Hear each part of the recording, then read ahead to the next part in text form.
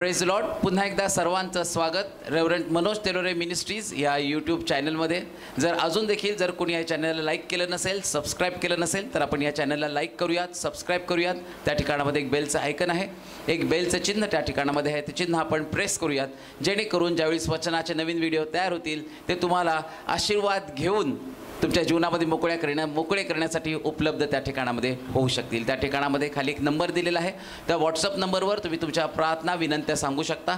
त्याचप्रमाणे त्या व्हॉट्सअप नंबरवर जर तुमच्या जीवनामध्ये जर काही साक्ष घडली असेल तर तुम्ही तुमची साक्ष देखील त्या व्हॉट्सअप नंबरवर पाठवू शकता. आपण बघितलं आज देखील कोल्हापूर, जत, मुंबई, कर्नाटक, म्हाडा या वेगवेगळ्या ठिकाणातून लोक या ठिकाणामध्ये शिलो पेंटिकॉस्टल चर्चमध्ये वचन ऐकण्यासाठी येत आहेत. ते परमेश्वराचं वचन ऐकण्यासाठी उत्सुक आहेत. अनेक वेगवेगळे लोक या ठिकाणामध्ये येण्यासाठी उत्सुक आहेत. फक्त महाराष्ट्रच नाही तर पूर्ण भारतातून आणि भारताच्या बाहेरून देखील काही लोक या ठिकाणामध्ये येण्यासाठी उत्सुक आहेत. पण जो नंबर या ठिकाणामध्ये दिलेला आहे, कधी कधी नंबर तो लागत नाही, कधी बिझी असतो. तर इथं आल्यानंतर इथला ॲड्रेस काय आहे किंवा इथं कुठं उतरायचं, कुठले हॉटेल्स चांगले आहेत, ही बाकीची देखील काही माहिती असते. तो जर नंबर जो खाली दिलेला आहे, जो तुमच्याकडे लावल्यानंतर जर तो बंद लागला तर या ठिकाणामध्ये मी तुम्हाला काही 4 नंबर सांगणार आहे. ते 4 नंबर तुम्ही या ठिकाणामध्ये ऐकू शकता आणि तो नंबर लागला नाही तर ह्या नंबरवर तुम्ही कॉल करू शकता. पहिला नंबर आहे 9860274141.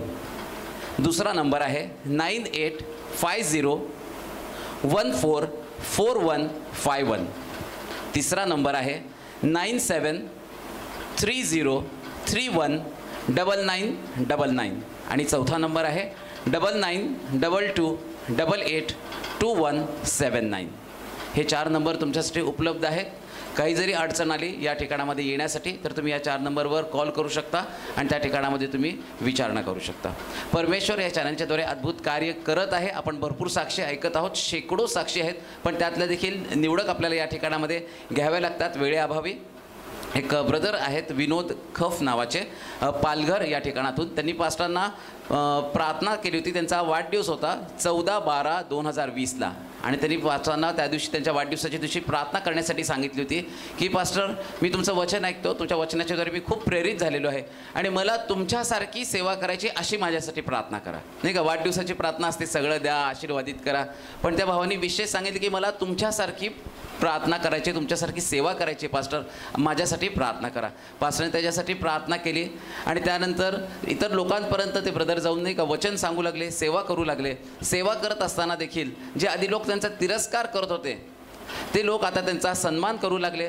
परमेश्वराच्या द्वारे ते वाढत आहेत आणि हे वाढत असताना त्या ठिकाणामध्ये त्यांना बऱ्याच वेळा अनेक लोकांकडनं पुन्हा एकदा नाही का त्यांचं हृदय तुटण्याचा त्यांना अनुभव आला. आणि ज्यावेळेस तो अनुभव आला त्यावेळेस त्यांनी बघितलं या ठिकाणामध्ये, ज्यावेळेस मनोज पास्टर त्यावेळेस वचन सांगत होते यूट्यूबवर, ज्याला त्याने झिडकारले तोच अधिकारी बनला. आणि ते वचन ऐकून पुन्हा एकदा त्यांना उभारी आली, ते पुन्हा नव्याने सेवा करू लागले. आणि आज 1 वर्षानंतर म्हणजे 14/12/2021ला परमेश्वराने त्यांना स्वतःची मंडळी दिलेली आहे आणि ते त्या ठिकाणामध्ये सेवा करत आहेत. खरोखर परमेश्वर अद्भुत आहे. जर तुमची इच्छा असेल तर प्रार्थनेच्याद्वारे महान चमत्कार घडत आहेत. एका बहिणीला प्रमोशन मिळणार होतं. त्या प्रमोशनसाठी त्यांनी पास्टरांना सांगितलं होतं की त्या क्लास 1 ऑफिसर डेप्युटी कलेक्टरचं प्रमोशन त्यांना मिळणार होतं. त्यासाठी त्यांनी पास्टरांना सांगितले की पास्टर, हे प्रमोशन मला मिळण्यासाठी प्रार्थना करा. आणि त्यांना त्याची जी पोस्टिंग होती ते मुंबई मंत्रालयात पाहिजे होती आणि पास्टरांनी त्यांच्यासाठी प्रार्थना केली आणि त्यांच्या विश्वासाच्याद्वारे परमेश्वराने अद्भुत कार्य त्या ठिकाणामध्ये देखील केलं आणि त्या बहिणीला क्लास 1 ऑफिसर डेप्युटी कलेक्टरचं प्रमोशन मिळालं आणि ते पण मंत्रालयातच मुंबई या ठिकाणामध्ये मिळालं. म्हणून सर्व गौरव आपण परमेश्वराला देणार आहोत. असे महान चमत्कार परमेश्वर आज वचनाच्याद्वारे प्रत्येकाच्या जीवनामध्ये पुन्हा एकदा करणार आहे. आणि असं परमेश्वराचं महान वचन घेऊन येत असताना आपण रेव्हरंट मनोज तेलोरेंचं जोरदार टाळ्या वाजवून स्वागत करूया. ख्रिस्त येशूमध्ये आपल्या सर्वांचं पुन्हा एकदा स्वागत करतो. अतिशय चांगला समय प्रभूशी बोलण्याचा आणि देवानं पण आमच्याशी बोलण्याचा समय, नाही का. कधी कधी आम्ही देवाशी बोलतो पण देवानं पण आमच्याशी बोलणं गरजेचं आहे. आमचं बोलणं कधी कधी व्यर्थ निरर्थक असतं. त्याच्यामध्ये कंप्लेंट्स, त्याच्यामध्ये कुरकुर, त्याच्यामध्ये तक्रार, त्याच्यामध्ये दुःख, त्याच्यामध्ये वेदना, पण परमेश्वर बोलतो त्यावेळेस आम्ही आशीर्वादित होत असतो. म्हणून लक्षात ठेवा, देवाचं बोलणं ऐकण्यासाठी उत्सुक असलं पाहिजे. आमची बहीण गीता, सिस्टर गीता नाही का, त्यांची फार सुंदर साक्ष. लॉकडाऊनच्या काळामध्ये उभं राहा, तुम्ही समोर आला तर चालेल इकडं, म्हणजे लोकांना जे बाहेरून बघत आहेत तुम्हाला त्यांना कळलं पाहिजे. तर कॅमेरा समोर या, कारण साक्ष फार सुंदर आहे की पुष्कळ प्रॉब्लेम, आर्थिक अडचणी, आर्थिक समस्या त्यांच्याकडे होत्या आणि मग कर्जामध्ये अडकलेले होते. परंतु देवाचं वचन ऐकल्यावर ते म्हटले की देव सगळ्याला आशीर्वाद देतो, मला पण आशीर्वादित व्हायचं. म्हणून म्हटलं देव बोलतो ते आम्ही ऐकलं पाहिजे. आमेन. देवाचं बोलणं ऐकलं ना, मग आमची वस्तुस्थिती बदलते. ते फार महत्वाचं आहे की प्रभू काय बोलतो आणि काय आमच्या जीवनामध्ये तू करतो ते अनुभवणं फार गरजेचं आहे. मग ते म्हटले की 2000 रुपये माझ्या घरामध्ये होते, त्या 2000 रुपयाचं मी एक छोटंसं दुकान टाकलं, काही काही वस्तू त्याच्यामध्ये आणल्या.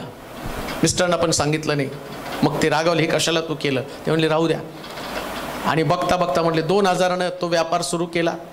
मग त्याच्यानंतर प्रभूनं 3 महिन्यामध्ये 10,000च्या वस्तू आणल्या आणि आता रोज ते म्हणतात सगळा खर्च जाऊन मला 600-700 रुपये मिळतात. प्रभूनं ते मला दिलेलं आहे. त्यांचं 15,000चं कर्ज 2,000 गुंतवलं, 15,000चं कर्ज ते म्हटले ते पण फिटलं आणि प्रभू मला आशीर्वादित करत आहे. सिस्टर बसा, अशा अनेक लोकांच्या साक्षी प्रभू घडवत आहे, अनेक लोकांच्या जीवनामध्ये. म्हणून आम्ही ऐकलं की विश्वास धरशील तर देवाचं गौरव पाशील. तुमच्याकडे काय आहे याच्याकडे लक्ष देऊ नका, तुमचा देव कसा आहे याच्याकडे लक्ष द्या. आणि तुमचा देव त्याला अमर्याद अशा प्रकारची शक्ती आहे. हालेलुया. आणि समस्याच आम्हाला देवाच्या जवळ घेऊन येते बरं का. बायबल सांगतं ना का, मी पीडित झाल्यानं माझं बरं झालं का, कारण त्यामुळे तुझा मी मार्ग जाणायला शिकलो. आमेन. पण पीडा जर आमच्या जीवनामध्ये आल्या तर त्या आम्हाला उद्ध्वस्त करतात, आमचं नुकसान करतात, आमची हानी करतात. मग सगळ्यात चांगली गोष्ट काय माहिती का, देवामध्येच राहणं. आमेन. देवाकडनं जर आम्ही आशीर्वाद घेतले तर तुम्हाला वाटतं की एखादी वस्तू देवापासून घेतली आणि मी माझ्या मर्जीप्रमाणे चाललो तर देव सोडणार आहे का? तो देव आहे. हालेलुया. तो जीवन, मरण, शाप, आशीर्वाद सगळं मी तुझ्या समोर ठेवलं, निवड तुला करावी लागणार आहे. म्हणून सगळ्यात उत्तम गोष्ट काय असेल, दावीद अनुभवाने म्हणतो मी परमेश्वराजवळ एक वरदान मागितलं ते की त्याच्या मंदिरात माझी वस्ती व्हावी. मुंबईवरून ते बिचारे आलेत आणि त्यांचं आल्या काय म्हटलं माहिती का, आम्हाला सगळं सोडायचं सोलापूरमध्ये तर राहायचं. हा, कारण देवाचं मंदिर आहे. आमेन. देवाचं मंदिर आहे, इथं आनंद आहे. हालेलुया. इथं आनंद आहे आणि तो आनंद जगात कुठे मिळत नाही बरं का. आमेन. देवाच्या लोकांमधला आनंद, देवाच्या लोकांमधलं समाधान हे तुम्हाला कुठं सापडणार नाही. हालेलुया. म्हणून आमचा विश्वास प्रति दिवशी वाढणं गरजेचं आहे. आमेन. रोज आमचा विश्वास वाढला पाहिजे आणि विश्वास वाढला पाहिजे तर देवाचं वचन कानावरती पडलं पाहिजे. आमेन. आता काय आज जी गोष्ट आम्ही पाहणार आहोत बरं का, मी देवावरती विश्वास ठेवतो असं प्रत्येकाला वाटतं. मग मी देवावरती विश्वास ठेवतो ओळखायचं कसं? अहो, मी चर्चला येतो ना, माझा देवावरती विश्वास आहे. मी प्रार्थना करतो, मी प्रार्थना करते, मी वचन वाचतो, मी वचन वाचते, मी दशांश दानधर्म सगळं माझ्याकडे आहे, माझा देवावरती विश्वास आहे. परंतु आज देवावर विश्वास असल्याचं चिन्ह तुम्हाला पाहिजे. जसं पाहतो आम्ही आकाशामध्ये ढग दिसलं की आम्ही म्हणतो पाऊस पडणार आहे. ढगच नाही तर तुम्ही कसं म्हणणार पाऊस पडणार आहे? उन्हाळ्याला आणि ओळखतो कसं? आता घरात फॅनला सुरू झालेला आहे. सगळीकडे जर तुम्ही बघितलं की तुम्हाला कळतं उष्णता जाणवती, उन्हाळ्याचं चिन्ह आहे, पावसाळ्याचं चिन्ह, हिवाळ्याचं चिन्ह आहे. तसं विश्वास धरणारा व्यक्ती त्या व्यक्तीला आणि चिन्ह दाखवावं लागणार आहे. सायन्स त्याच्यामध्ये असलं पाहिजे, चिन्ह असलं पाहिजे. मग मी देवावरती माझा विश्वास आहे, जर ही चिन्ह तुमच्यामध्ये असतील तर तुमचा देवावरती विश्वास आहे. का देऊ नाही का? जर माझ्यामध्ये ही चिन्ह असतील, जर हे सायन्स माझ्यामध्ये असतील तरच मी देवावरती विश्वास ठेवतो हे सिद्ध होतं. अन्यथा तुम्ही देवाच्या मंदिरात आला आणि गेला, फक्त फक्त त्या खुर्चीला तुमची ओळख होणार आहे, चर्चमधल्या लोकांना तुमची ओळख होणार आहे, पण देवाची आणि तुमची व्यक्तिशा कधीच ओळख होणार नाही. देवाची आणि शास्त्रात असं लिहिलं, विश्वासाशिवाय कोणी देवाला संतुष्ट करू शकत नाही.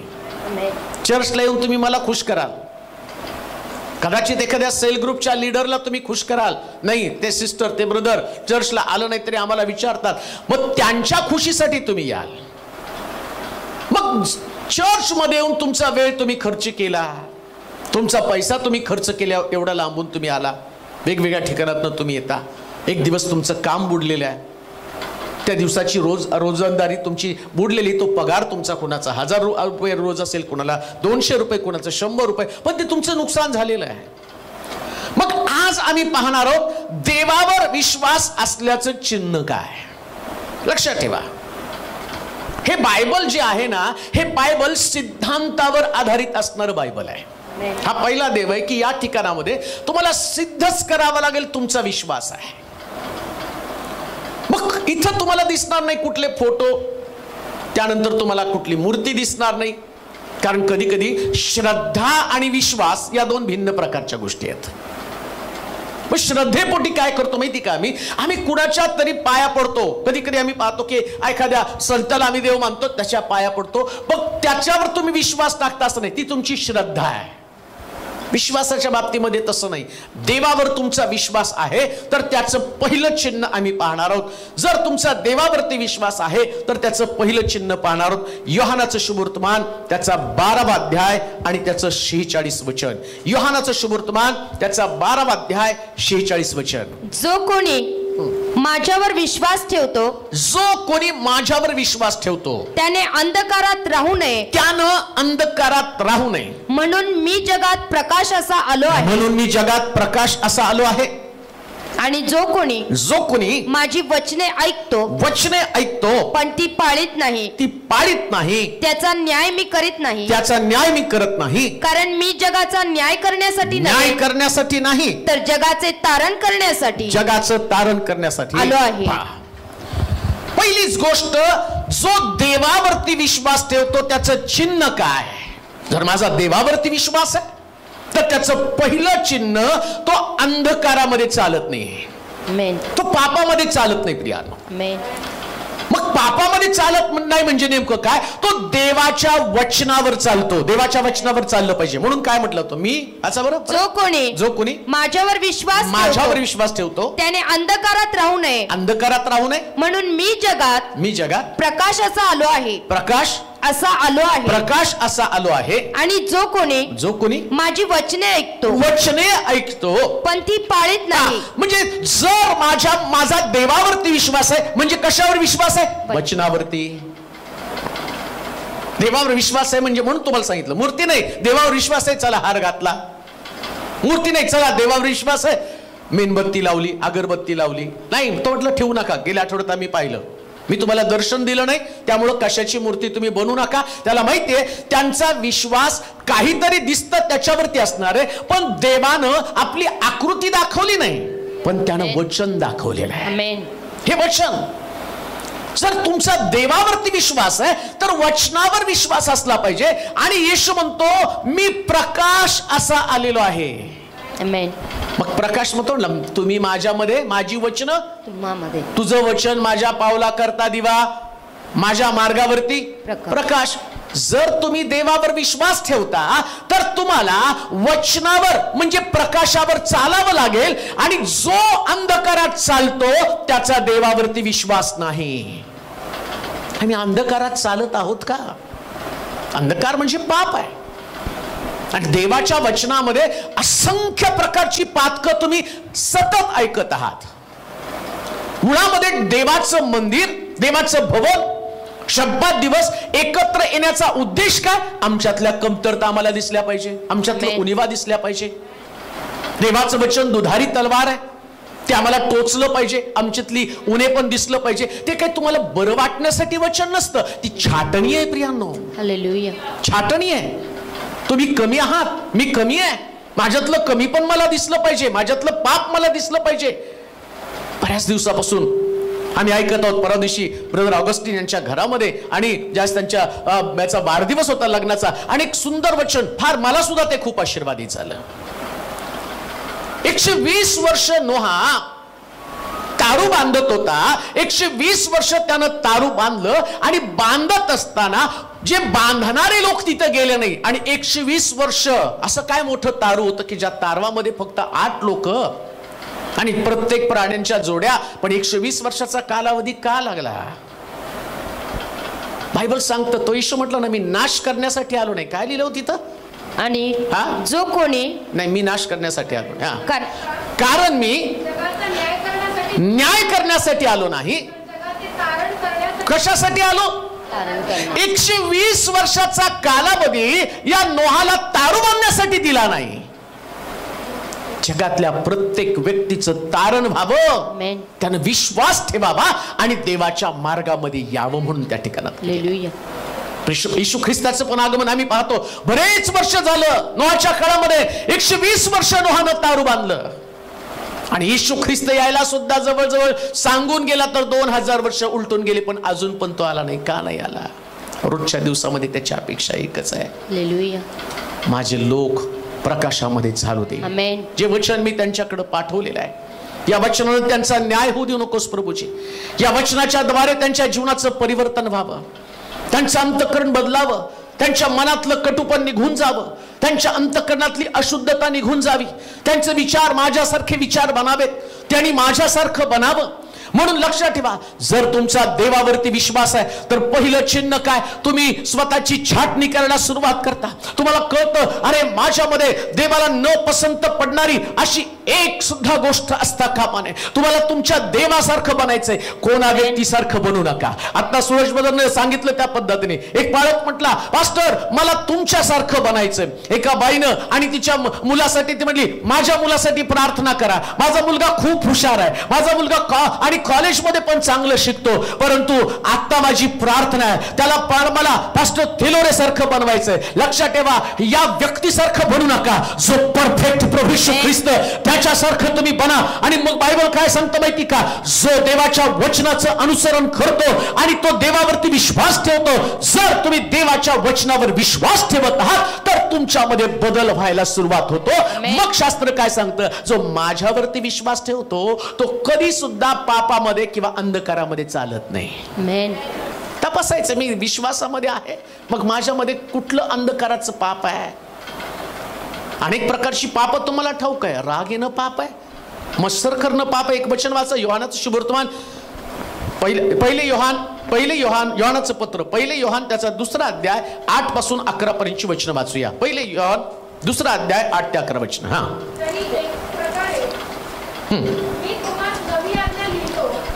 पहिले योहान 2रा अध्याय. तरी एक प्रकारे मी तुम्हास नवी आज्ञा लिहितो, ती त्याच्या व तुमच्या बाबतीत खरोखर तशीच आहे. कारण अंधार नाहीसा होत आहे व खरा प्रकाश आता प्रकाशत आहे. मी प्रकाशत आहे असे म्हणून जो आपल्या बंधूचा द्वेष करतो तो अजून अंधारातच आहे. तो कशामध्ये? अंधार. मग जर तुमचा देवावरती विश्वास आहे तर एकमेकाविषयीचा द्वेष अंतःकरणात न गेलाच पाहिजे. चिन्ह आहे ते. कोणाविषयी माझ्या मनामध्ये द्वेष आहे? माझी प्रार्थना मोठी आहे, माझं गाणं खूप सुंदर आहे, माझं वाजवणं खूप सुंदर आहे, माझं अर्पण खूप सुंदर आहे, सगळ्या गोष्टी चांगल्या आहेत, परंतु त्या देवावर तुमचा विश्वास असल्याचं चिन्ह नाही. ती तुमची श्रद्धा आहे. श्रद्धेपोटी तुम्ही करता. तुम्हाला वाटतं याच्यानं, या कर्मानं आणि प्रभू प्रसन्न होईल, पण बायबल काय सांगतं? मी त्याच्यानं प्रसन्न होत नाही. मग यशाच्या पुस्तकामध्ये तो म्हटला नाही का, आणखीन अर्पण आणू नका. तुमचा शब्बात, तुमचं चंद्रदर्शन, तुमचं सणाचा मेळा हा देखील अधर्म आहे का? येशू ख्रिस्त या जगामध्ये येण्याचा उद्देशच काय होता माहिती का? मनुष्याच्या अंतःकरणातला द्वेषच निघून गेला पाहिजे. अंधकरणातला द्वेष निघून गेला पाहिजे. कनेक्शन इकडं तिकडं कुठं नाही. परिवर्तन तुमच्या वस्त्रामध्ये नाही, परिवर्तन तुमच्या तुमच्या स्वतःमध्ये व्हायला पाहिजे. आणि ते स्वतःचं परिवर्तन काय? माझा देवावरती विश्वास आहे, मग माझं परिवर्तन. मग परिवर्तन होत असताना तो काय म्हणतो? जो कोणी आपल्या बंधूचा द्वेष करतो, जो आपल्या बंधूचा द्वेष करतो तो अजून अंधारातच आहे. अंधारातच आहे. आपल्या बंधूवर प्रीती करणारा, आपल्या बंधूवर प्रीती करणारा प्रकाशात राहतो. कशात राहतो? प्रकाशात. मग चिन्ह काय? तुम्ही प्रकाशामध्ये चाललेला आहात. सगळ्या बायबलमध्ये एकच आज्ञा श्रेष्ठ बर का, जशी आपल्यावर तशी आपल्या शेजाऱ्यावर प्रीती. पण आमचा प्रॉब्लेम काय? आम्ही शेजारी चांगल्याच व्यक्तीचे बसतो ना. ज्याच्याशी आमचं पटतं आम्ही त्याच्याशीच बसतो. ज्याच्याशी पटत नाही त्याच्याशी कशाला बसणार आहे? मग त्याच्या पुढे जाऊन तो काय म्हणतो? आपल्या शत्रूवर सुद्धा प्रीती कर. मग तुम्ही प्रकाशामध्ये चाललेला आहात. देवावर तुम्ही प्रीती करता, देवावर तुमचा विश्वास आहे. मग द्वेष भावना निघून गेली पाहिजे. नुसतं द्वेषच नाही. मी विश्वासणाऱ्याच्या जीवनामधलं एक छोटस पाप सांगत आहे. मग व्यसन पण एक पाप आहे. तंबाखू असेल, दारू असेल, सिगारेट असेल. पुष्कळ फोन मला येतात, पण साहेब प्रार्थना करा तंबाखू सुटावी. मी खूप प्रार्थना करते. सांगताना तर एवढं मोठं सांगतात. 4 वेळा मी प्रार्थना करते. एक मावशींचा फोन येतो मला सारखा. मी भरपूर बायबल वाचते पण माझी मिस्त्री सुटत नाही. तुम्ही प्रार्थना करा. म्हणजे शेवटी माझ्यावरच येतात. तुम्ही करा मग ती सुटेल. शास्त्र सांगतं तुझा देवावर विश्वास आहे हे सुटलं पाहिजे. तू वचन वाचती हा त्यातलं चिन्ह नाही आहे. तू प्रार्थना करते हे चिन्ह नाही. मग काय चिन्ह आहे? तू देवावर विश्वास ठेवते, मग पाप तुझ्यामध्ये अंधकारामध्ये नाही चाललं पाहिजे. लक्षात ठेवा, प्रत्येक व्यक्तीविषयी माझं अंतःकरण कृपेनं भरलेलं असलं पाहिजे. लक्षात ठेवा, कधी कधी विश्वासणारा व्यक्ती या नात्यानं सुद्धा समोरच्या व्यक्तीविषयीच्या माझ्या फिलिंग्स सिद्ध करून टाकतात. तुझा देवावर विश्वास आहे की नाही? किती मोठं बायबल असू द्या, किती मोठी माझी प्रार्थना असू द्या, किती नित्य नियमाप्रमाणे मी चर्चला जाणारा व्यक्ती असू द्या, पण शास्त्र काय सांगतं ते महत्वाचं आहे. जर तुझा देवावरती विश्वास आहे तर तू अंधकारामध्ये चालू नकोस. आणि अंधकारामध्ये चालणारा व्यक्ती कोण? व्यक्ती जो आपल्या बंधूचा अथवा बहिणीचा द्वेष करतो. बंधूचा अथवा बहिणीचा द्वेष करतो. ती द्वेषाची भावना, ती मत्सराची भावना निघून गेली पाहिजे प्रियानो. निघून गेली पाहिजे ती मत्सराची भावना. का तर मलाच माझं परिवर्तन व्हायला पाहिजे. मग आम्ही पाहतो येशू ख्रिस्त ज्या वेळेस त्या याकोबाच्या विहिरीवरती गेला ना, ती व्यभिचार करणारी स्त्री आणि त्या स्त्रीचा येशू आता ते देवाविषयीच्या गोष्टी बोलत आहे. आणि बोलता बोलता त्यानं आपलं स्वरूप तिला प्रगट केलं. तू ज्याच्याकडे पाणी मागत आहे, हा जो तुझ्याकडे पाणी मागत आहे, तू जर त्याच्याकडे पाणी मागितलं असतं त्याने तुला असं पाणी दिलं असतं की तुला परत कधी तहान लागणार नाही. ज्यास तिला तो प्रगट झाला ना, तिचा त्याच्यावर विश्वास बसला. बायबल सांगतं ती घागर टाकून निघून गेली. घागर घेऊन परत घरी नाही गेली प्रियानो. आम्ही एवढे वर्ष देवाच्या घरामध्ये, परमेश्वराच्या मंदिरामध्ये येतो, पण कुठेतरी आमचं पाप तसंच आहे. मग एवढी वर्ष प्रभू मधली व्यर्थ गेली. एवढी वर्ष आम्ही देवामध्ये चाललो, व्यर्थ गेली. का व्यर्थ गेली? तो चिन्हच हे आहे. कोणतं चिन्ह? तू अंधकारामध्ये चालत नाही. असं कोणतं पाप तुमच्यामध्ये आहे? अशी कोणती गोष्ट आणि तुमच्यामध्ये आहे? शास्त्रात सांगितल्याप्रमाणे तो कोणाला आणि तुमच्यातलं कडूपण तुमच्यातलं निघून जाऊ द्या. टोचून बोलणं असेल, निंदा करणं असेल, व्यभिचार करणं असेल, जारकर्म करणं असेल, अशुद्धपण असेल, कामातुरपण असेल, मूर्तीपूजा असेल, अहंकार असेल, गर्व असेल, मीपणा असेल, मत्सर असेल, माझ्या बोलण्यामुळे कोण दुखावलं जात असेल, कधी कधी तर जागेवर सुद्धा भांडत बसतो आम्ही, नाही का? माझी जागा आणि तुझी जागा. आमची जागा फक्त स्वर्गात आहे बरं का. या पृथ्वी तलावर कोणाच्या जागा फिक्स नाहीत. माझी फिक्स आहे.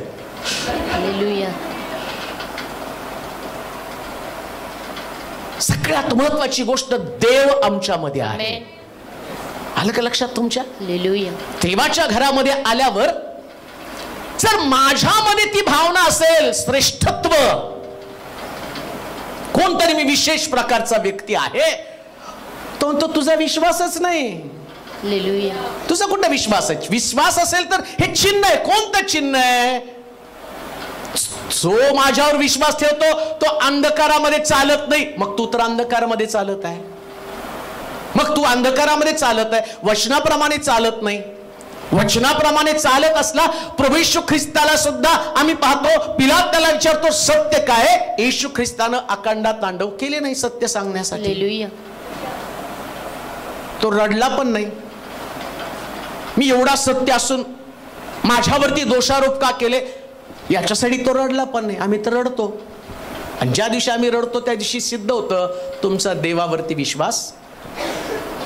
म्हणून एक गोष्ट ध्यानात ठेवा, कुटुंब असेल, कामाचं ठिकाण असेल, नातेवाईकांमध्ये वावर नसेल, मंडळीमध्ये आमचं वावर नसेल, तिथं एकमेकाला सिद्ध करण्याची गरज नाही.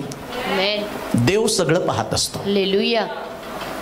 आणि प्रभू तुम्हाला चालवत असतो हे लक्षात ठेवा. म्हणून देवाचं वचन काय सांगतात त्याच्यावर चालत राहायचं. आमेन. मग त्याच्यात कोणी तुम्हाला चांगलं म्हणो अथवा वाईट, हा तुम्हाला समजा, तुम्हाला तो काय म्हटलं, मी न्याय करण्यासाठी नाही आलो. वाचा बरं काय, मी प्रकाशात आहे असे म्हणून जो कोणी आपल्या बंधूचा द्वेष करतो तो अजून अंधारातच आहे. मी न्याय करण्यासाठी आलो नाही. मी योहान जो कोणी माझी वचने ऐकतो पण ती पाळीत नाही त्याचा न्याय मी करीत नाही. कारण मी जगाचा न्याय करण्यासाठी नव्हे, जो वचन ऐकतो पण पाळत नाही त्याचा न्याय मी करीत नाही. तो म्हणतो जो वचन ऐकतो पाळत नाही त्याचा पण न्याय मी करत नाही. हालेलुया. त्यांनी ऐकायचं ऐकू दे, पाळायचं पाळू दे. माझा उद्देश काय? सगळ्याचं कारण आता जर न्याय केला तर आपण, मला नाही वाटत किती जगतील आणि किती राहतील, नाही का? माझं सुद्धा आता देवाने ठरवलं न्याय करायचं तर चला तेलो रे वाचा बोचक बांधा निघा म्हणाल. माझ्यामध्ये पण काहीतरी कमी पण आहे, माझ्यामध्ये पण काहीतरी उणं पण आहे. मी हे तुम्हाला का सांगतो माहिती का? मग येशू न्याय करत नाही, मग तुमचा दुसरा कोणी तर न्याय करत असेल, मग तुम्ही कशाला दुःखी कष्टी होता? तर जो तुमचा बचाव तो करत आहे, जर तो तुम्हाला वाचवत आहे, तर तुम्ही दुसऱ्यानं तुमचा न्याय केला याच्यामुळे कशाला दुःखी कष्टी होता? तुमचा देवावर विश्वास आहे तर तुम्ही प्रकाशामध्ये चालत राहा. डिस्टर्ब होऊ नका, हताश होऊ नका, निराश होऊ नका. कुटुंबातले लोक तुमची दखल घेत नसतील, परिवारातले लोक तुमची दखल घेत नसतील, ते तुमचा न्याय करत असतील, पण तुम्हाला प्रकाशामध्ये चालायचं का? कारण तुम्ही देवावर विश्वास ठेवत आहात. देवावर विश्वास ठेवा. आणि देवावर विश्वास ठेवायचा तर पापापासून दूर राहायचं बरं का. हालेलुया. पापाला कधीच आपल्या जवळ पण येऊ द्यायचं नाही. पाप बघितलं की दुराच्या मिली तिकडे जाऊ, नाही का? तुमच्याकडनं आता तुम्हाला शेकोट्याच माहित नाही, पण आम्ही ज्यावेळेस लहान होतो त्यावेळेस आम्हाला आठवतं की थंडी पुण्यामधली भरपूर असायची. मग इकडून तिकडून काहीतरी गवत जमा करून आणायचो, ते टाकायचं आणि दूर व्हायचा. मग बसल्यावर आम्हाला दूर लागू नये म्हणून धुराच्या मिली तिकडं जा, धुराच्या मिली तिकडं जा, म्हणजे दुसऱ्याच्या डोळ्यांचा. मग ते असं झटकायचं आणि मग ती धुराच्या तिकडं जायची. मग तो तिकडून चिडायचा आणि तो म्हणायचा धुराच्या मिली तिकडं जा, तिकडं जा. पापाला असंच करायचंय. पाप तुमच्या डोळ्यासमोर येईल ना, त्याला तुमच्यापासून दूर करायचं का? कारण तुम्ही विश्वासणारे आहात. विश्वासणारे म्हणजे बायबल वाचणारे नाही, विश्वासणारे म्हणजे नुसते प्रार्थना करणारे नाही, विश्वासणारे म्हणजे चर्चला जाणारे नाही, विश्वासणारे म्हणजे देवाच्या वचनाचं अनुसरण करणारे. आणि देवाच्या वचनाचं अनुसरण करत असताना तुमच्या भावना, तुमच्या इच्छा, तुमचा राग, तुमचा लोभ, तुमचं स्वतःचं अस्तित्व हे सगळं तुम्हाला रिजेक्ट करावं लागतं. मी माझ्या ठाई राहत नाही तर ख्रिस्त माझ्या ठाई राहतो. जसं ख्रिस्त तसं मला जगता आलं पाहिजे. मग तुम्ही विश्वासणारे आहात. म्हणून शास्त्र काय सांगतं? जो कोणी देवावरती विश्वास ठेवतो, असं परत ते वचन, जो कोणी देवावर विश्वास ठेवतो, माझ्यावर विश्वास ठेवतो, त्याने अंधकारात राहू नये. म्हणून मी जगात प्रकाशाचा आलो आहे. आणि जो कोणी माझी वचने ऐकतो पण ती पाळीत नाही त्याचा न्याय मी करत नाही. कारण मी जगाचा न्याय करण्यासाठी नाही तर जगाचे तारण करण्यासाठी आलो आहे. जो माझा अव्हेर करतो व माझ्या वचनांचा स्वीकार करीत नाही त्याचा न्याय करणारे कोणीतरी आहे. तो जो माझ्यावरती विश्वास ठेवतो, तो माझा देवावरती, माझा येशूवरती विश्वास आहे. तो म्हणतो अरे जो माझ्या वचनाचा अव्हेर करतो तो माझा काय करतो? वचनाचा स्वीकार करीत नाही. म्हणजेच अव्हेर करतो तो काय करतो? माझा अव्हेर करतो. काय माझा अव्हेर करतो व माझ्या वचनांचा जो देवावरती विश्वास ठेवतो असं म्हणतो आणि वचनाचा अव्हेर करतो म्हणजे काय? एवढं वचन तुम्ही ऐकलं आणि वचनाप्रमाणे नेमकं सैतान काय करतो माहिती का? ती सिच्युएशन, ती परिस्थिती तुमच्यात निर्माण करतो की जेणेकरून तुम्ही त्याच्या वचनाचा अव्हेर करा. आता त्यांनी सांगितलं ना, प्रीतिकर, नेमकं रागिष्ट व्यक्ती होऊन तुमच्यातलं द्वेष, तुमच्यामध्ये मत्सर, अशा प्रकारचं वातावरण निर्माण करतो आणि तुम्हाला प्रीती करू देत नाही, तुम्हाला क्षमा करू देत नाही, तुम्हाला प्रेम करू देत नाही, तुम्हाला त्याला जवळ घेऊ देत नाही. आणि मग तो म्हणतो तू माझ्या वचनाचा अव्हेर करतो म्हणजे माझा अव्हेर करतोस. मग तुझा देवावरती विश्वास कुठे आहे? युद्ध तर चालूच आहे आणि ते रोज चालू असणार आहे.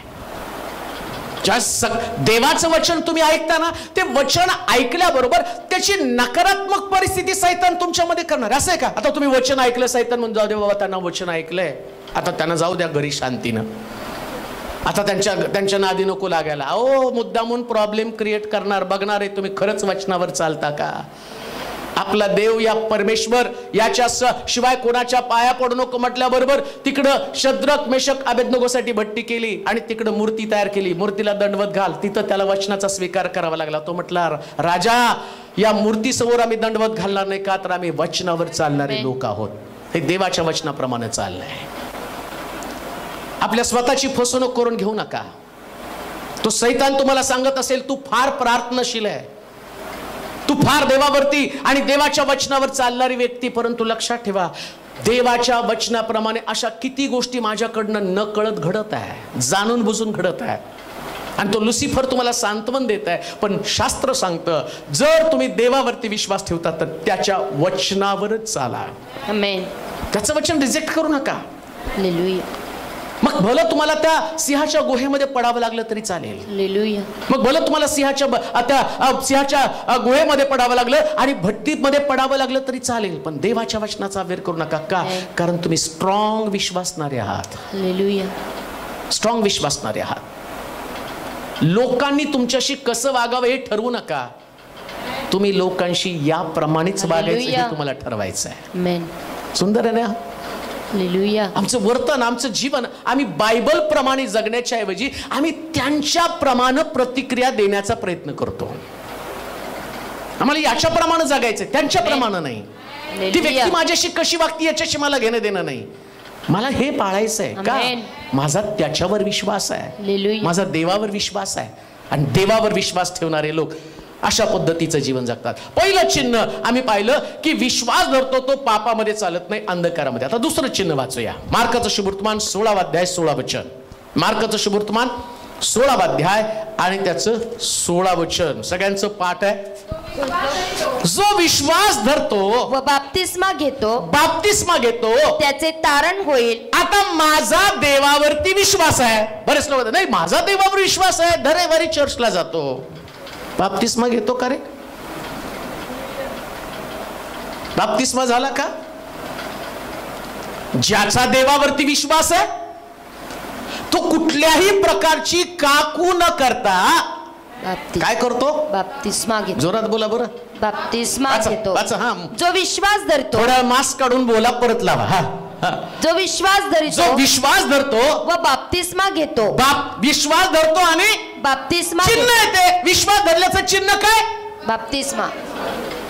मग आज इथं बसलेले किती लोकांचा बाप्तिस्मा झाला? किती लोक चर्चला दर रविवारी येतात ते बघत नाही तो. आणि बाप्तिस्म्यासाठीची अट काय? पहिलीच अट नाही, विश्वास धरतो आणि अंधकारामध्ये चालू, पाप करायचं नाही. मग पाप करत नाही तर तुम्हाला बाप्तिस्मा घ्यावा लागतो. प्रेषितांच्या कृत्याच्या 2 अध्यायामध्ये 37 पासून 41 पर्यंतच्या वचनामध्ये वाचा बरं.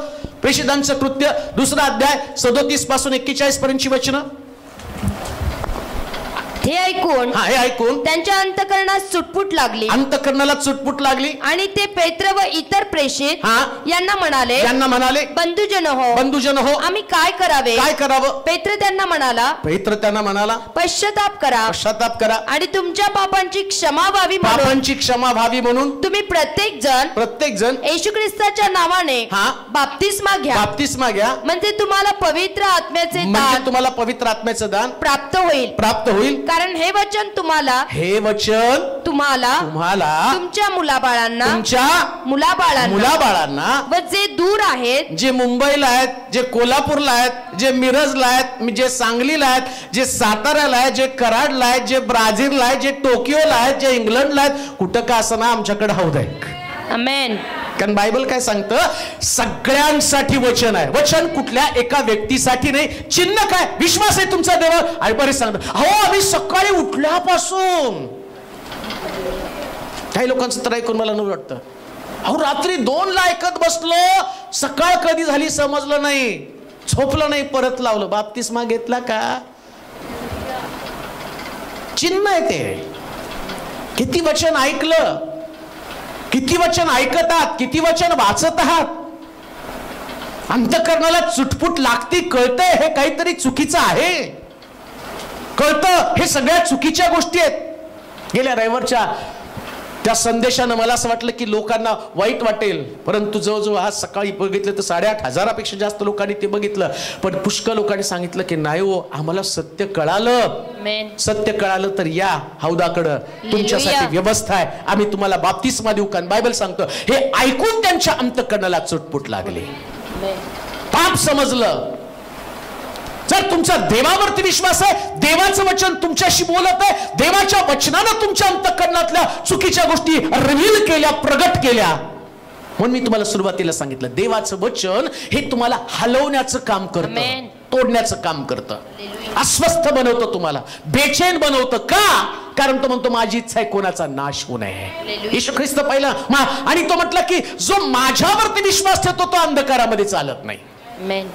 तो तुम्ही जे माझी वचनावर चालत नाही त्याचा न्याय करण्यासाठी मी आलो नाही. का? तर माझी इच्छा आहे प्रत्येकाचं तारण व्हावं. आणि प्रत्येकाचं तारण कसं होईल? वाचावर ते वचन जो ऐकून त्यांच्या अंतःकरणास चुटपुट लागली आणि ते पेत्र व इतर प्रेषित यांना म्हणाले, बंधुजन हो, आम्ही काय करावं? पेत्र त्यांना म्हणाला, पश्चाताप करा आणि तुमच्या पापांची क्षमा व्हावी म्हणून तुम्ही प्रत्येक जण येशू ख्रिस्ताच्या नावाने बाप्तिस्मा घ्या, म्हणजे तुम्हाला पवित्र आत्म्याचे दान प्राप्त होईल. पुढे, कारण हे वचन तुम्हाला तुमच्या मुलाबाळांना व जे दूर आहेत त्या सर्वांना म्हणजे जितक्यांना परमेश्वर आपला देव स्वतःकडे बोलावील तितक्यांना दिलं आहे. आणखी त्याने दुसऱ्या तो सगळ्यांसाठी वचन आहे. कोणासाठी वचन आहे? तुमच्यासाठी. पण तुम्ही म्हटलं नाही माझं तारण झालं, माझा बाप्तिस्मा झाला, पालक साहेब मी त्याच्यावर सोडवलंय. ह्या डायलॉग तुम्हाला चालतच नाही हो. शाळेचं सांगितलं का बाबा तुझं तू बघ म्हणून? मारत झोडत इथंच घे तिथंच घे, सायन्सलाच घे, आर्टलाच घे, अमक्यालाच घे, तमक्यालाच घे, बाप्तिस्मा संबंध नाही म्हणतो. नाही त्याचं त्याला सांगितलंय, तो कसं करल तसं करल. अरे विश्वास धरल्याचं चिन्हच ते आहे. का लक्षात येत नाही? तुम्ही विश्वास धरला त्याचं चिन्ह ते आहे. तुम्ही देवाची लेकरं बनू शकत नाही त्याच्याशिवाय. आणि सगळ्यात महत्वाची गोष्ट शास्त्र सांगतं, पाण्याने आणि आत्म्याने जन्मल्या वाचून कोणीच देवाच्या राज्यात जाऊ शकत नाही. कसं पोचणार आहात तुम्ही? म्हणता माझा विश्वास आहे. मग प्रॉब्लेम काय? तुला विश्वास आहे ना, येशू ख्रिस्त पाण्याखाली गेला, तुम्हाला पाण्याखाली जायचंय. विश्वास आहे म्हणून. तर्क वितर्क असं लहानपणी झाला, कुणी येशूचा लहानपणी झाला तर तुमचा लहानपणी ग्राह्य आहे. येशूचा कधी झाला? वयाच्या 30व्या वर्षी. मग येशू पवित्र असताना त्याचा वयाचा 30व्या वर्षी. आणि तुमचं बाळ एवढं पवित्र आहे का? ते की त्याला लहानपणीच बरं येशूला पाण्याखाली पूर्ण घातला आणि यांच्या कपाळावर आम्ही 4 थेंब लावले आणि आमच्या पद्धतीप्रमाणे म्हटलं झाला बाप्तिस्मा पित्याच्या पुत्राच्या पवित्र आत्म्याच्या. कोणी सांगितलं तुम्हाला? विश्वास धरता तर हे चिन्ह आहे. कोणतं चिन्ह? जे ख्रिस्तानं चिन्ह स्वीकारलं ते चिन्ह तुम्हाला स्वीकारावं लागणार आहे. मग तिथं तर्क वितर्क, चोराचा झाला का, अमक्याचा झाला का, तमक्याचा झाला का, उगं का फाटे फोडत बसतं, याचं झालं का, त्याचं तुमचं झाला का, तो महत्वाचा आहे. चोराचा झाला का त्याच्या संबंधानं बायबल नाही बोलत. तो म्हणतो कुणाकुणासाठी सांगितले, परत वाचा वचन. जो विश्वास धरतो व बाप्तिस्मा घेतो त्याचे तारण होईल. नाही ते सगळं हे वचन हे वचन कोणाला? तुम्हाला, तुमच्या मुलाबाळांना, जे तुमचे नातेवाईक दूर आहेत सर्वांना. कुणाला हो? दूर आहेत त्या सर्वांना. इथं पेत्र सांगताना सगळ्यांना कुणाला सोडलं नाही. तो म्हटला तुझं झालं ना, आम्ही इतके समाधानी असतो ना, आमच्या घरात माझ्या एकट्याचाच बाप्तिस्मा. पण तो सोडत नाही तुझा. मग कुणाच्या? मुलांचा, बाळांचा, सगळ्यांचा व्हायला पाहिजे. बाळांचं मग एकदम छोट्या बाळाचं नाही बरं का. ज्याला समजतं पाप वाईट चांगलं, कमीत कमी तो 12वी पर्यंत, तर म्हणजे 12वी पर्यंत म्हणजे 12वीची आता एकाला पोचता पोचता 12वीला जर 28 वर्ष लागली तर तसं समजू नका. त्याला बुद्धी असेल, त्याला समज असेल, ज्ञान असेल. सरकार सांगतं लर्निंग लायसन मिळवायला 18 वर्ष लागतं, तर इथं पण बाप्तिस्म्याला ॲटलिस्ट 18 वर्ष समज, त्याला बुद्धी यायला पाहिजे, त्याचा धोका आणि त्याला समजला पाहिजे. जर तो 18 वर्षापर्यंतचा तरुण आहे आणि ती तरुणी आहे, तर तो म्हणतो की त्याचा बाप्तिस्मा व्हायलाच पाहिजे. तुमचा मुलगा, तुमची मुलगी बाप्तिस्मा घ्यायलाच पाहिजे, कारण चिन्ह आहे ते. विश्वास धरता तर तुमचा बाप्तिस्मा झाला का नाही हात वर करायला सांगणार. पण झाला नसेल तर तो तुम्हाला घ्यावाच लागेल का, कारण बायबल सांगतं ते चिन्ह आहे. हालेलुया. आणि दुसरी महत्वाची गोष्ट, त्याच्याशिवाय स्वर्गात प्रवेशच नाहीये. चर्च मध्ये येऊ देतील तुम्हाला, आम्हाला पण जागा भरवायची म्हणून या म्हणतो आम्ही तुम्हाला.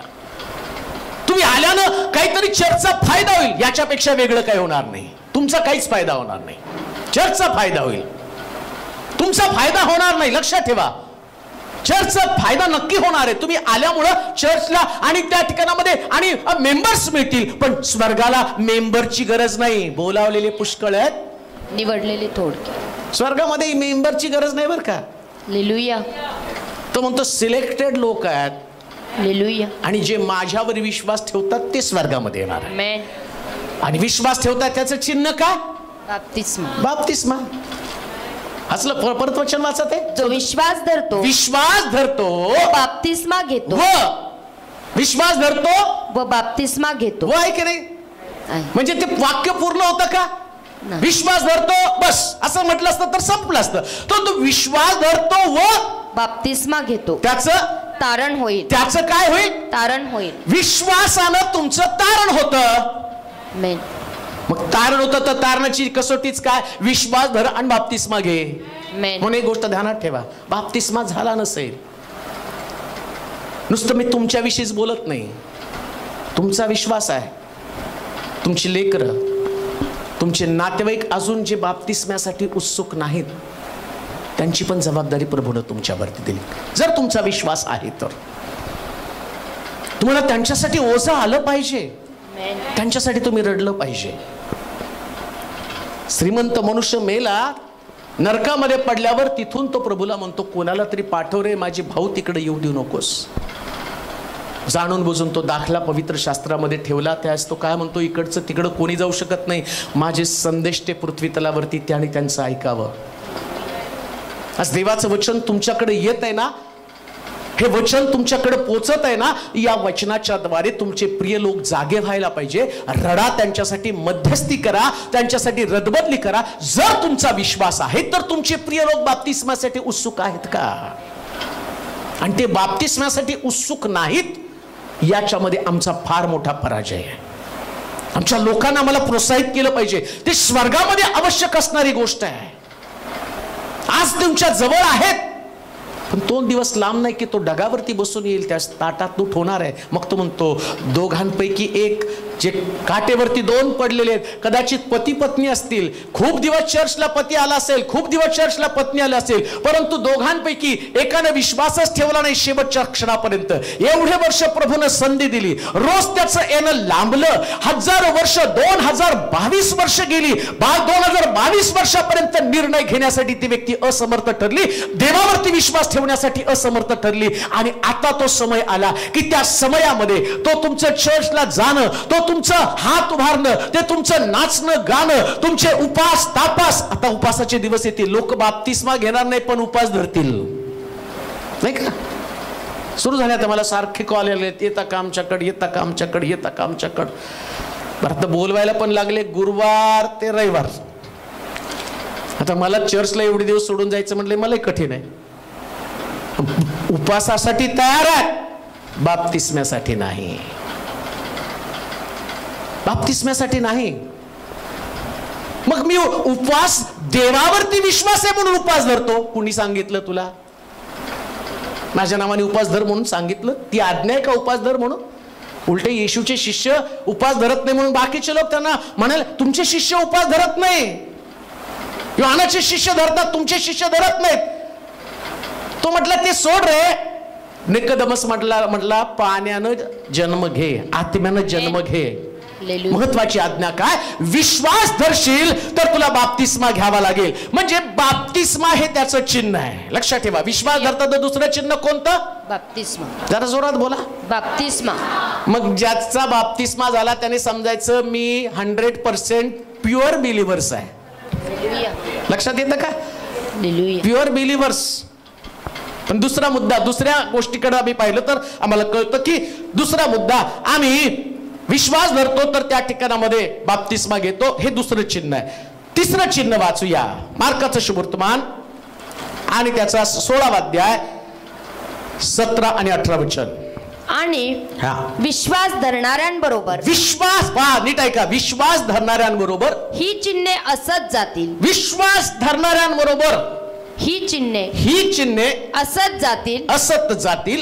ते माझ्या नावानं भूते काढतील, नव्या भाषा बोलतील, सर्प उचलतील व कोणताही प्राणघातक पदार्थ प्याले तरी तो त्यांना मुळीच बाधणार नाही. त्यांनी दुखणाईतांवर हात ठेवले म्हणजे ते बरे होतील.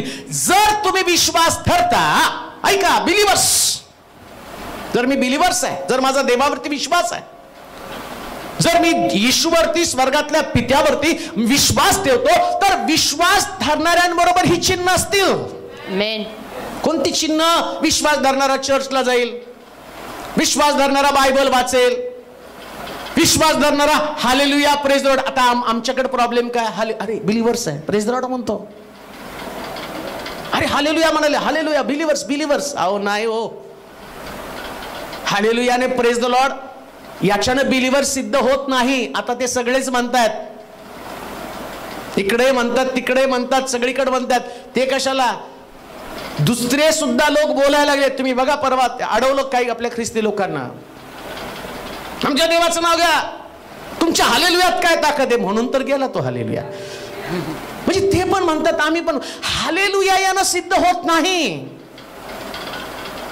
हे ऐकून स्टाईल बनलेली आहे. मग चिन्ह कोणतं? काय चिन्ह वाचा बरं? ते माझ्या नावाने. म्हणजे ज्याच्याकडे विश्वास आहे त्याच्याकडे चिन्ह काय? सामर्थ्य. आणि सामर्थ्य कोणतं? वाचा बरं सामर्थ्य. ते माझ्या नावानं भूते काढतील. पहिली तर भूत काढली पाहिजे विश्वासणाऱ्यांनी. पण प्रॉब्लेम काय माहिती का? विश्वासणाऱ्यांनाच भूत लागतं.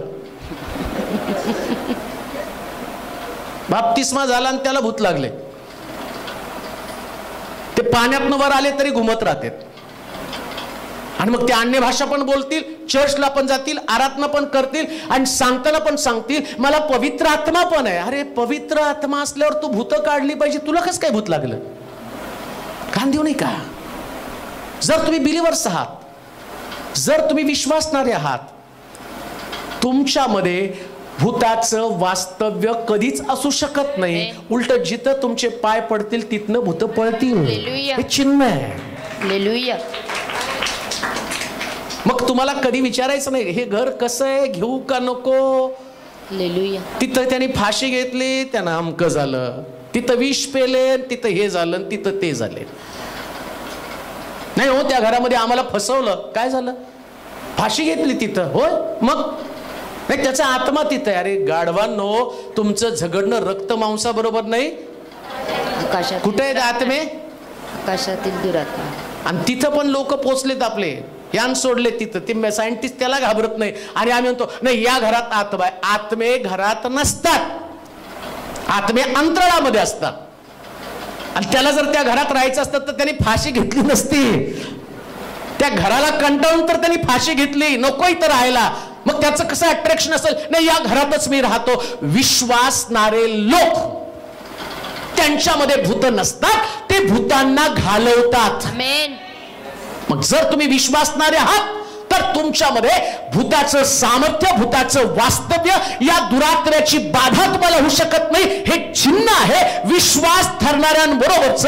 म्हणून लक्षात ठेवा, जर तुमचा विश्वास देवावरती आहे तर भूतांवर, त्याच्या सामर्थ्यावर असू देऊ नका.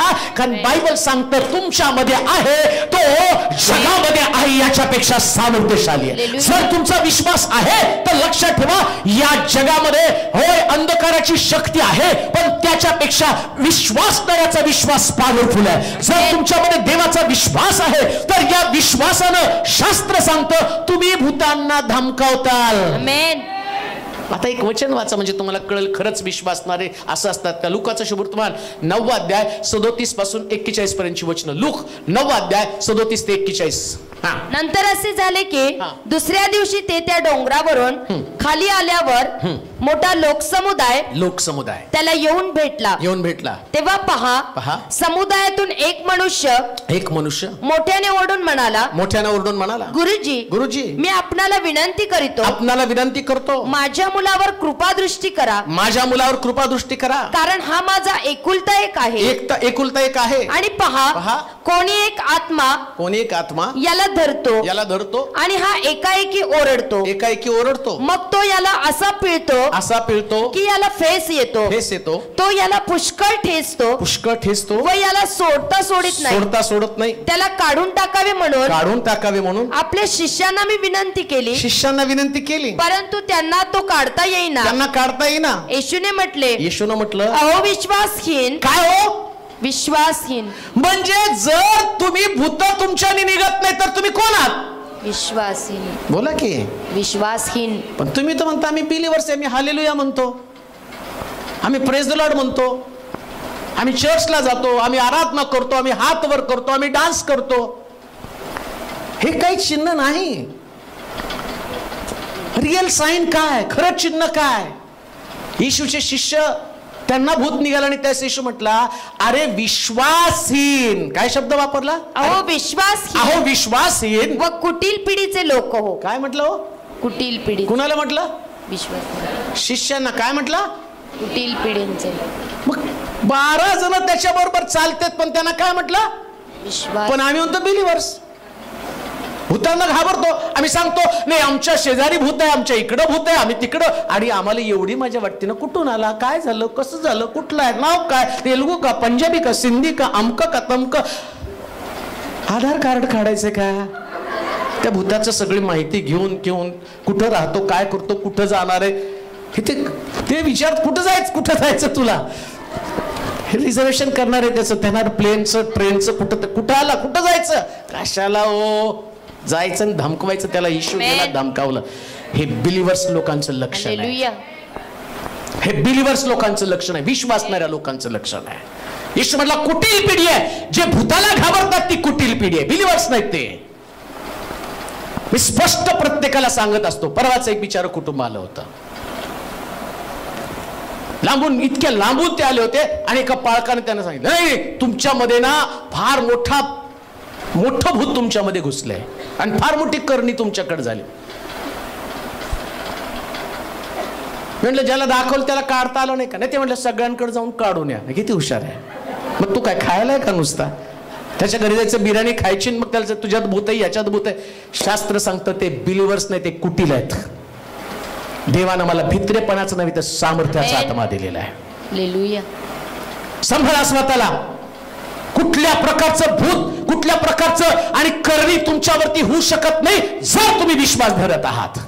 आणि कोणाला सांगू पण नका बरं का. बरेच विश्वासणारे लोक आहेत ते उगीच सांगतात तुम्हाला झाली करणी, तोंड वाकड झालं, अरे पॅरालिसिस झालाय, तोंड वाकड झालं, हे असं झालं नाही, मला त्याच्या डोळ्यात दिसायला लागलं. काढ ना मग. हो घाबरून टाकायचं बिचारायला त्यांनी पण. हो मला करणी झाली, मला करणी झाली. माझ्याकडे काय म्हटलं, करणी झाली, सांगा त्याला काढायला.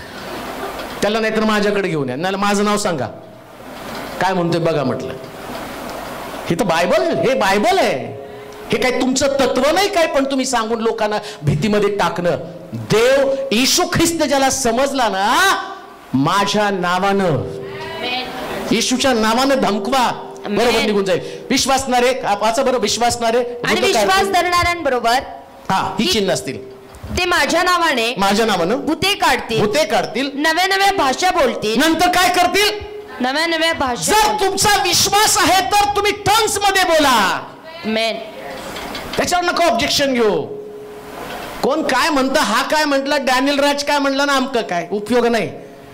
बायबल काय म्हणतं ते महत्वाचं. कोण किती मोठा व्यक्ती सांगतो ना, त्याची सगळे ते घालून टाका मातीमध्ये. देवाचं वचनच खरं आहे. ते इकडून तिकडून कुठून तरी काढायचं नाही. बिलिव्हर्स आहे, भाषा बोलतील, मग नाही त्या बाकीच्या भाषा आहेत, नाही मग ती भाषा जी आहे ना, ते माडीवरती बोलले, तिथं लिहिलं त्यांनी आपापल्या जन्मभाषेमध्ये बोलताना ऐकलं. मग त्याच्यासाठी पवित्र आत्म्याची काय गरज आहे. चायना क्लास लावला तर चायना शिकाल, फ्रेंच लावलं फ्रेंच शिकाल. पण ज्यावेळेस पवित्र आत्मा देवावरती तुमचा विश्वास येतो ना, तुम्ही टंग्स मध्ये बोलता आणि त्याच्यामध्ये कुठल्या प्रकारची शंका धरू नका. का विश्वासणाऱ्यांबरोबरच ते चिन्ह आहे.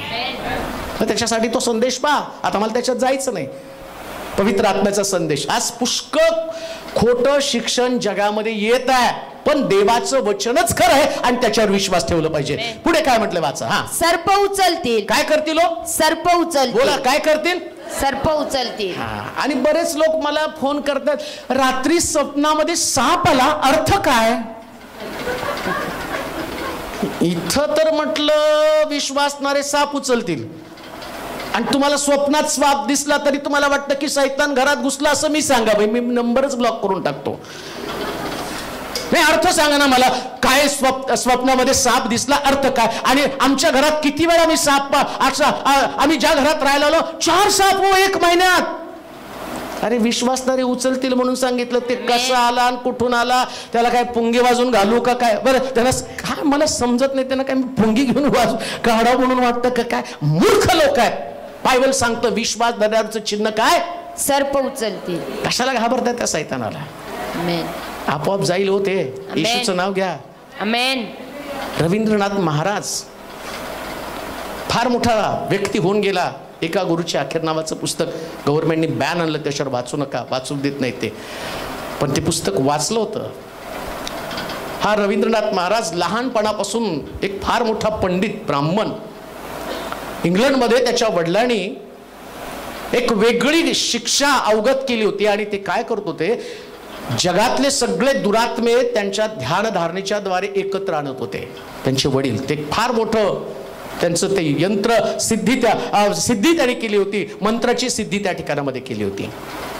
लहानपणी या सगळ्या धर्माचं सांगताना रवींद्रनाथ महाराजांच्या आईनं त्यांना सांगितलं की जगामध्ये ज्यास कधीतरी मोठा प्रश्न आला ना, त्या सगळं झालं तर एक नाव लक्षात ठेव, येशू. ते येशू नाव तुला काहीच का चालेल नाही ना, त्यास येशू हे नाव लक्षात ठेवून ते उच्चार. आणि बिचारा रवींद्रनाथ महाराज असेच एका ध्यान धारणेसाठी एका टेकडीजवळ गेले की ती पुढं दरी आणि पाठीमागं निमुळता रस्ता आणि इकडून म्हणजे जायला चान्स नाही, समोर दरी. आणि ते ध्यानाला बसले, त्यांचं ध्यान झालं आणि माघारी निघाले. आणि माघारी निघायला बघितल्याबरोबर त्यांच्यासमोर एक मोठा नाग फडा काढून थांबलेला होता. मग त्यांना मोठा प्रश्न पडला, तर समोर दरी, मागं गेला तर नाग, आणि तो आवाज करतोय फुसफुस, आता याच्यातनं सुटायचं कसं? त्याने पुष्कळ प्रयत्न केला पण तो गेला नाही. मग लहानपणी आईने सांगितलेलं आठवलं होतं, येशू हे एक नाव आहे ते लक्षात ठेव. आणि त्याने नुसतं येशू म्हटल्याबरोबर तो फडा काढलेला नाग खाली वाकला आणि तो निघून गेला. कारण बायबल सांगतं विश्वास धरणारे सर्प उचलतील. म्हणून सर्पावर विश्वास ठेवू नका, वचनावर विश्वास. हालेलुया. याला बिलीव्हर्स म्हटलेलं आहे. आमेन. स्वप्नात आला, शेजारी आला, अमकं झालं तमकं झालं, या स्टोरीनं फक्त निबंध लिहिला जाईल, पण वास्तव जे आहे ते घडवण्याची ताकद देवाच्या वचनामध्ये आहे. म्हणून म्हटलं विश्वास धरणाऱ्यांचं चिन्ह काय? सर्प उचलतील. साप दिसला याच्यात काही विशेष वाटू देऊ नका. हालेलुया. स्वप्नात आला म्हणून पण काही वाटू देऊ नका. पुढे काय वाचा? व कोणताही प्राणघातक पदार्थ प्याले. काय हो? कोणताही प्राणघातक पदार्थ. कोणताही प्राणघातक पदार्थ. बरोबर आहे का? कोणताही प्राणघातक पदार्थ. बिलिव्हर्स लोकांनी हा शब्द डोक्यातनं काढायचं. त्यांनी खाण्यातनं करणी केली, पिण्यातनं करणी केली. शास्त्रात लिहिलं कोणताही प्राणघातक पदार्थ प्याले तरी तो त्यांना मुळीच बाधणार नाही. तो त्यांना मुळीच बाधणार हा नाही. तुमचा विश्वास असला पाहिजे. आमेन. हा तुमचा विश्वास पाहिजे. आमेन. आम्हाला कधी कधी वाटतं की नाही त्यांच्या घरचं पाणी, मग काय करतात एखाद्या घरात डाऊट असला तर, आता तुम्ही नाही पण सोलापुरात मी लई फिरलोय, ते डाऊट असणारे लोक ना त्यांना पाणी नेऊन दिलं आणि ते म्हणतात तिकडे बघा काय ओतून मोक, पित पण नाहीत पाणी. असे लोक आहेत. माझ्या संपर्क आलाय त्या लोकांची. इतकं डाऊट आणि प्रार्थना तुम्ही त्यांच्या बघितल्या तर एवढ्या प्रभावी प्रार्थना. मग तुम्ही कसे बिलिव्हर्स आहात काय? बरं एक साधं लॉजिक मी तुम्हाला सांगतो. परवाच त्यांनी सांगितलं नाही हो, त्या पास्टरनं सांगितलं की हिच्यावर करणी झाली. मी म्हटलं त्या पास्टरला सांग भारत, पाकिस्तान, चीन, हे चीन आपला फार मोठा शत्रू आहे, पाकिस्तान पण आपला खूप मोठा शत्रू आहे. हा करणी करणारा बॉर्डरवरती उभा करा, लिंबू तिकडून फेका चीनमध्ये, बॉम्ब पण फेकू नका. सगळे करणीने धडाधडा मरून पडू द्या. कशाला लागतंय बाकीचं बॉम्ब, तोपा, अणुबॉम्ब, हायड्रोजन बॉम्ब. एवढ्या लिंबूत जर एवढी ताकद आहे तर पटापट तिकडं आहो ते उलट झालं, ते करणी न करता इकडं कोरोना घुसला आणि आम्ही मेलो पटापट. आमचे एवढे मांत्रिक तांत्रिक लिंबू, करणी, मिरची हे सगळं व्यर्थ ठरलं. त्यांचा कोरोना तुमच्या करणीवर भारी पडला. लक्षात ठेवा, विश्वासणाऱ्या लोकांवरती कुठल्याच गोष्टीचा प्रभाव होऊ शकत नाही. हे देवाचं वचन आहे, त्याच्यावर विश्वास ठेवा. हे बिलिव्हर्स म्हटलेलं आहे. कुठेतरी डोक्यामध्ये मुंग्या घालून जीवन जगू नका. एक बिलिव्हरचं जीवन जगा. विश्वास करायचा. कशाचीच बाधा तुम्हाला होणार नाही. कशाचीच नाही प्रिया. कोणीतरी आमच्या दारात लिंबू टाकले. आमच्या दारात उन्हाळ्यात आणून टाका पोतभर लिंबू पाणी करून पिऊ, छान होईल ते.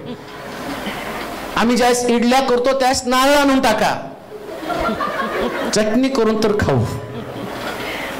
आणि तुम्हाला भीती वाटत असेल तर पोत्यात घालून प्लास्टिकच्या पिशवीत घालून मला आणून द्या. आणि त्यांना पुढच्या सांगा पेढे, केक, भीक पण टाका. चांगलं चुंगलं तर भूताला खाऊ द्या आणि भूतावर आम्हाला पण खाऊ द्या. काही नाही हो. बिलिव्हर्स लोक सगळ्यावरती देवाच्या वचनावर विश्वास ठेवतात, याच्यावर विश्वास ठेवत नाही. सोडून द्या विषय तो. हे विश्वास धरणाऱ्याचं चिन्ह आहे. कुठं काही गेलं दिलं तर बिंदास खा. का? प्राणघातक पदार्थ पिले तरी बाधणार नाही. आणि तो किती पण स्ट्रॉंग असू द्या. तुम्हाला वाटेल नाही नाही नाही ते कदाचित ते आता बघू, खा खा खा, मी मंतरलेलं आहे. तुम्ही त्याला बघून बघून खा. मी खातो तुलाच बाधा होईल बघ त्याची. का? कारण मी बिलिव्हर्स आहे. हे बायबल मधलं सत्य आहे. हे चिन्ह आहे. पुढची गोष्ट वाचूया. त्यांनी दुखणाईतांवर हात ठेवले. विश्वास धरण्याचं चिन्ह त्याच्यात नाही बसलं ते. आता दुखणाईतांवर हात ठेवले म्हणजे ते बरे होतील. आता अजून चिन्ह काय? विश्वासणाऱ्या लोकांना बरंच केलं पाहिजे. तुम्ही जा लोकांसाठी प्रार्थना करा, बरे होतील ते. बरं करणारा कोणी व्यक्ती नाही, तो नाव आहे तुमच्याकडं. हा तुमचा विश्वास आहे. हा तुमचा विश्वास आहे. तुम्ही विश्वास ठेवल्यावर ते बरे होणार आहेत. इकडे तिकडे बघू नका. तुम्ही जा. तुम्हाला बरं वाटत नाही तुम्ही स्वतः ठेवा. मला कोणीतरी त्या बाईंनी सांगितलं परवा, विचारले त्या आंटीने मला फोन केला आणि सांगितलं तुम्ही सारखं सांगता नाही तुम्हाला बरं व्हायचं तुम्ही प्रार्थना करा. परत साहेब तुमच्या वचनावर आणि तुम्ही बोलता त्याच्यावरती मी विश्वास ठेवला आणि माझा गुडघा खूप दुखत होता आणि तुम्ही म्हटल्यावर मी माझ्या गुडघ्यावरती हात ठेवला, प्रार्थना केली. 6 महिने गुडघे दुखत होते परंतु ते दुखायचं थांबलो. देवाचं वचन सत्य आहे. तुमच्या हातात ताकद आहे. लोकांना बरं करण्याची शक्ती विश्वासणाऱ्यांमध्ये आहे. विश्वासणाऱ्या लोकांनी रडत बसायचं नाही, त्याने लोकांसाठी प्रार्थना करायची. कारण देवाला असं त्याचं सामर्थ्य पुढे कुणाला तरी दाखवायचंय आणि ते विश्वासणाऱ्या विश्वासणाऱ्यांच्या द्वारेच देव दाखवत आहे. म्हणून गप्प बसू नका. मी म्हणतो लोकांनी हॉस्पिटलकडे नाही तुमच्या घराकडे आलं पाहिजे. लोकांनी आणि त्या औषध गोळ्यांपेक्षा तुमच्या हाताकडे बघितलं पाहिजे. कारण देवानं तुमच्या हातामध्ये ताकद ठेवली. तो म्हटला विश्वासणारे लोक काय लिहिले? दुखणाईतांवर हात ठेविले. हात ठेवलं म्हणजे ते बरे होते. तुमच्या हाताला देवानं नुसतं आणि शास्त्र घेऊन वाचण्यासाठी आणि मंदिरात हात वर करण्यासाठी नाही. जर तुम्ही बिलीव्हर्स आहात, जर तुम्ही विश्वासणारे आहात, लक्षात ठेवा तुम्हाला एक चॅलेंज आहे. चिन्ह काय? तो म्हणतो विश्वास धरणाऱ्यांबरोबर हे चिन्ह असेल आणि तो दुखणाईतावर हात ठेवेल आणि तो बरं होईल. लक्षात ठेवा येणाऱ्या दिवसामध्ये जी मंडळी, या मंडळीतले विश्वासणारे पुष्कळांना बरे करतील, पुष्कळांना बरे करतील. जर तुम्ही चिन्हावर विश्वास ठेवत आहात, देवाच्या वचनावर विश्वास ठेवत आहात, हे चिन्ह तुमच्याकडनं घडणार आहे. कारण हे देवाचं वचन आहे आणि 100% ॲश्युअर्ड आहे, 100% विश्वासाला पात्र आहे, 100% विश्वास ठरण्यास योग्य अशा प्रकारचं वचन आहे. हे वचन साधारण वचन नाही. हे तुमचं जीवन, तुमचा विश्वास, तुमची आध्यात्मिक पातळी उंच करणारं असं देवाचं वचन आहे. तुम्ही आजारी नाही आणि तुमच्या शेजारी आजारी असू शकत नाही, तुमच्या गल्लीमध्ये आजारी असू शकत नाही, कारण देवानं तुमच्या हातामध्ये सामर्थ्य दिलेलं आहे. विश्वास धरणारे असं करतील. हे चिन्ह आहे. तुमचा विश्वास आहे का? मग हे तुमच्यातनं घडलंच पाहिजे. आमेन. एक दिवस ठेवा आठवड्यामध्ये हॉस्पिटलमध्ये जाऊन चमत्कार घडू द्या. हालेलुया. लोकांना इथं येऊ द्या. आमेन. तुमच्या हाताकडे त्यांना बघू द्या. माझ्याकडे सोनं रूप काही नाही, जे आहे ते तुला देतो. हालेलुया. येशूच्या नावाने चालू लाग. आमेन. आणि तो चालला. एकच चिन्ह वाचूया. अजून एक चिन्ह आहे, परंतु अजून एकच चिन्ह वाचूया. प्रेषितांचं कृत्य 16 अध्याय 5 वचन. आता मंडळीसाठी ते चिन्ह आहे, वाचा. यावरून मंडळ्या विश्वासात स्थिर झाल्या, विश्वासात स्थिर झाल्या व दिवसेंदिवस त्यांची संख्या वाढत चालली. आता मंडळीमध्ये जर विश्वास आहे, एक मंडळी, विश्वासणारी मंडळी ओळखायची कशी काय? बरेच लोक म्हणतात ती मंडळी खूप विश्वासू आहे कारण खूप दान देते. नाही, तुम्ही दान देता ती तुमची श्रद्धा आहे. तुमचा देवाच्या वचनावर कदाचित विश्वास असेल, पण विश्वासणाऱ्या मंडळीचं वैशिष्ट्य काय माहिती का? ती मंडळी दिवसेंदिवस वाढत जात. काय, कसा शब्द आहे? कोणता शब्द? दिवसेंदिवस. काय? दिवसेंदिवस. म्हणजे त्या विश्वासणाऱ्या मंडळीचं वैशिष्ट्य काय माहिती का? रोज मंडळी वाढते. आमेन. रोज वाढते बरं का. हालेलुया. वर्षात एकदा मंडळी नाही वाढायचं. 31ला गर्दी, ख्रिसमसला गर्दी, न्यू इयरला गर्दी, नाताळला गर्दी नाही. मग त्या मंडळीचं वैशिष्ट्य काय? एक बिलीव्हर्स मंडळी, ती मंडळी कशी वाढत होती? ती मंडळी मोठ्या प्रमाणात सुवार्ता प्रसार करत होती. आमेन. कोणी त्या मंडळीतलं गप्प नव्हतं.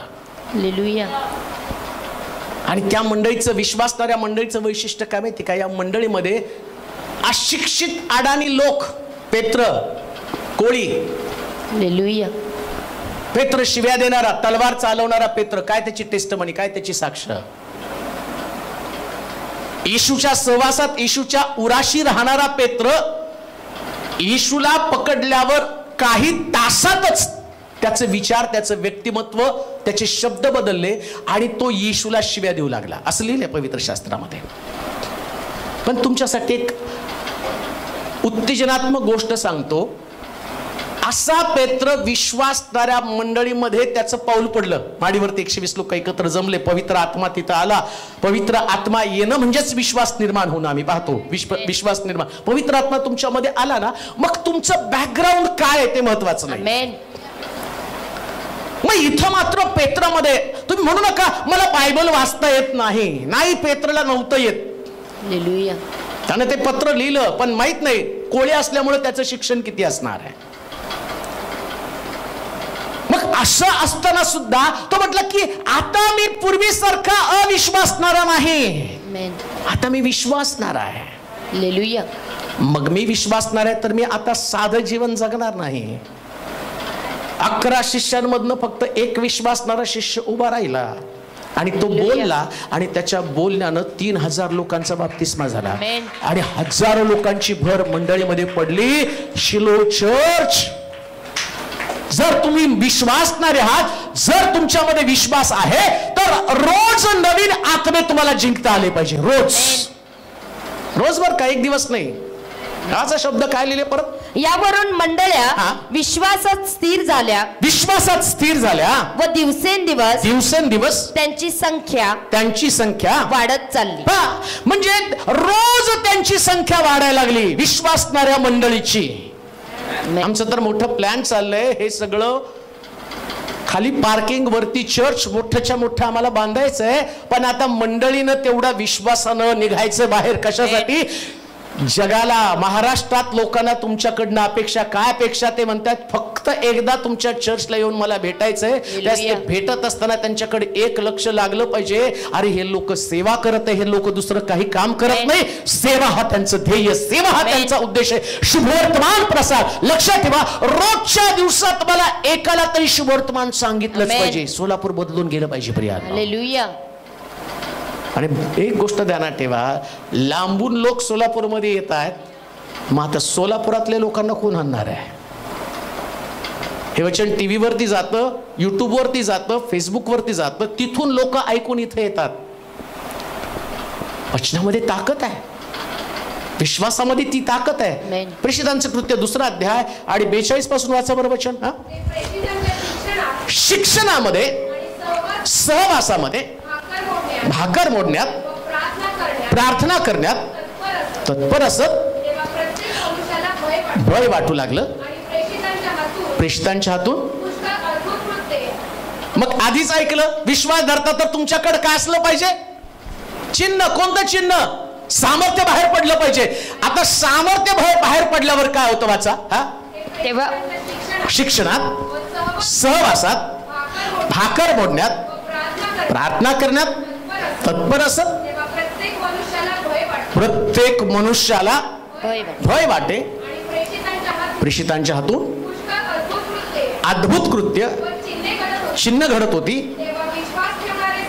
सर्व एकत्र होते.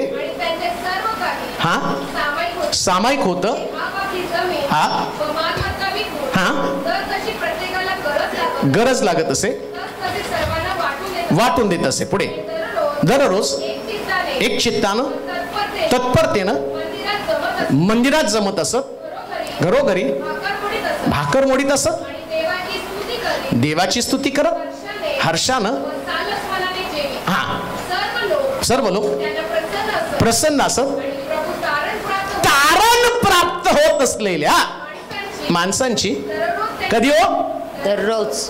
विश्वास धरणाऱ्या लोकांचं वैशिष्ट्य काय? ते दररोज शुभवर्तमान सांगतात, रोज. आणि ध्येय काय माहिती का त्यांचं?